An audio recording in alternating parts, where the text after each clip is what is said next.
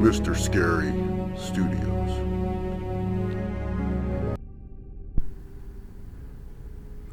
We've always been able to control how we look, what gender we are, how tall we are, how much we weigh, and anything else that comes with our appearance.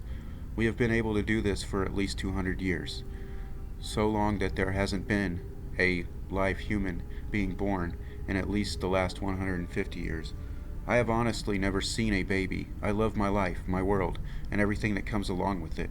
But we have been coming into some issues. People have been questioning where this technology has even come from. I always assumed that it came from scientists in either our country of another first world country. Rumors have started to spread that aliens had a lot to do with it. Now I do know aliens. Now, sorry. I do know aliens, and let me tell you, they are not the brightest species around. They are kind of like humans, except from before the year 2000. Not great with technology, but not terrible either. I saw in the news that more and more of them have been flocking to our world and using our technology. There have been police stationed right outside of Earth to combat the invasion, but nothing seems to be working. A few weeks ago, people started dying. The first people to die in over 100 years. It was crazy because I have never even heard of death before this moment. A lot of people around Earth have died so far. I'm thinking at least 2 billion people. But that's not the issue with everyone dying. The population hasn't been decreasing. People are popping up everywhere. I think the aliens, as stupid as they are, have found a way around our global police force and into our planet. How many of them have come here? I have no idea. I can't even tell which people are aliens and which people are humans anymore. All I know is that I think that I am a human and that the technology that's been created has started to put an end to real human life. Real human life.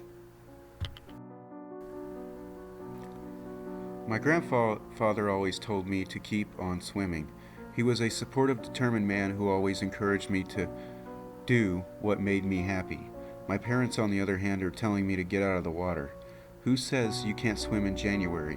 Besides, I'm trying to catch up to the ferry I missed, the ferry along the river Styx.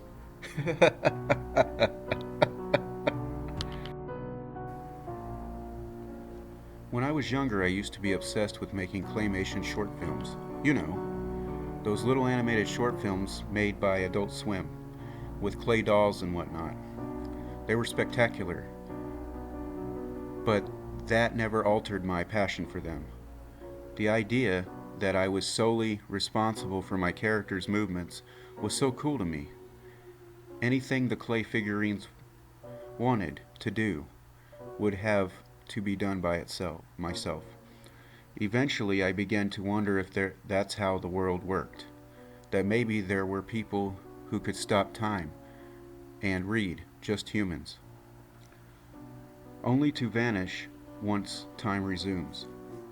I often had fun little daydreams of Jesus and God working together to move my little limbs around the world. One frame at a time as I got older, the thought of God moving everyone around at once grew to be a little implausible. I mean, imagine how much time it would take to have everyone in existence move for just 1/1000th of a second. It would take decades. Imagine how long a minute would take. However, I still liked the idea, so instead of trashing it, I updated it. I thought, what if everyone has a personal animator, and they were the ones responsible for your movements? That version made more sense to me, so I kept it. As I got even older, the thought came back to me. I started to question the morality of personal animators, for if they did exist. Why do they move us? What was it their duty? Or were they doing it for their own bizarre pleasure? When I was younger, I viewed the thought as comforting, that I'd really never have to worry because God would always be watching over me. Nowadays, I freak myself out with the idea because if the personal animators do exist, and they're the ones who split the atoms above Hiroshima, they're the ones who guided the bullet into JFK's skull. They're the ones who make people run in the crowds with suicide vests on. And you want to know the worst part?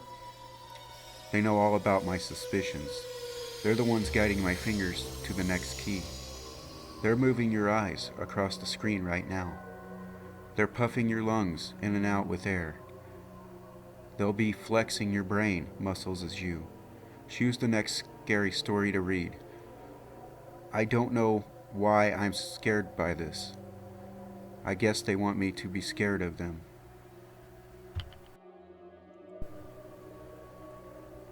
I don't much care for gardening anymore.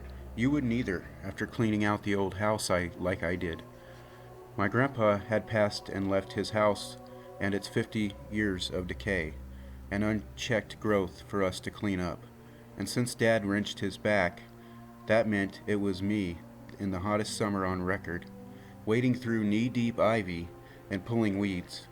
I'd come home covered in sap up to my elbows, sticky and smelling like something sweetly rotting. No matter how much I cleared, there was always more I had to go back and clear the next day. It was horrible work, and after days of sweating and coming home with cuts from hidden thorns, I hated my grandpa more than I missed him. It's terrible, but it's true. He just never took care of the garden. Since before I was born, he never so much as trimmed the giant rose bushes or cleared away the pounds of decaying vegetable matter. There were trees growing from behind the stones of what might have been a beautiful patio decades ago. I found a dead magnolia tree buried by ivy. He just didn't give a damn. I hated him for letting it get to this point. A beautiful garden, and he let it go to waste. My dad tried to point out that Grandpa just couldn't do it. Not after Grandma left him. He was too heartbroken to bother with it. I didn't buy it. Grandma loved gardening. I always heard that. I got my green thumb from her, and he shouldn't have let her beloved garden get to that point. He should have respected her better, known his love for the better. He should have trimmed the ivy. For God's sake! The ivy? I hated that ivy. It covered the whole backyard, layers and layers of it. Ivy swollen with nutrients from decaying vegetable matter. Ivy with big green leaves hiding thorny vines that would cut me. Ivy that was so old and strong it took Grandpa's old axe to chop. It crept across the ground and crawled up the house and bushes and trees, strangling them. It took me the entire summer to put it all up and finally see the dirt in the backyard. And by that point, I never wanted to say much as I look at another plant ever again, especially not ivy. Then again, that could have to do with what I found buried under it all. The ivy nearly took it, had grown it through the axe mark, and the top of the skull nearly broken it. It had wrapped around the little bones, the decayed scraps of cloth. I nearly threw out the most important thing of all because the ivy blended in so well with it. It almost took it from me.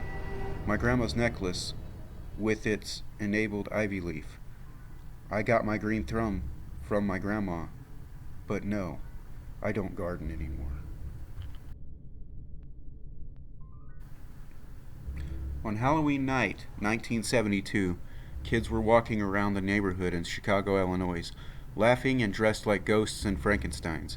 A tall man with the head of a pumpkin walked into the neighborhood. His face was that of a jack-o'-lantern. He wore a black hood and robe.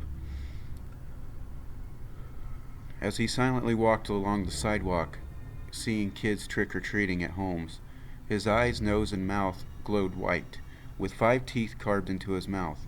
A kid in a Frankenstein costume came up to the man saying, "Happy Halloween, mister. Neat costume." "Thank you, kid. Happy Halloween to you. I am called the Great Pumpkin," he replied, introducing himself to the boy, moving his mouth as he spoke. The Great Pumpkin smiled down at the boy as he smiled back up at it, racing off. 4 older bullies stopped the boy in the Frankenstein costume, as well as 2 others in ghost costumes. "All right, give us your candy, twerps," the one bully ordered the kids.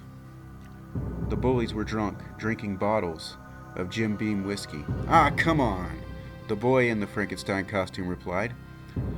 "Kids, if you don't, you're gonna all die," one of the other bullies said, pulling out a gun, along with the 3 other bullies. The Great Pumpkin approached them, pinning a carving knife into one of the bullies' stomach. He pitched forwards, gasping for air, and dropped dead. The Great Pumpkin then stabbed the other bullies in their stomachs, killing them too. He carved something in each of their stomachs in the dark. He looked over at the kids disappearing in the night, revealing himself to them as a creature. The Great Pumpkin carved jack-o'-lanterns in their stomachs. One girl dressed like a ghost said, "Look at the bodies of the bullies."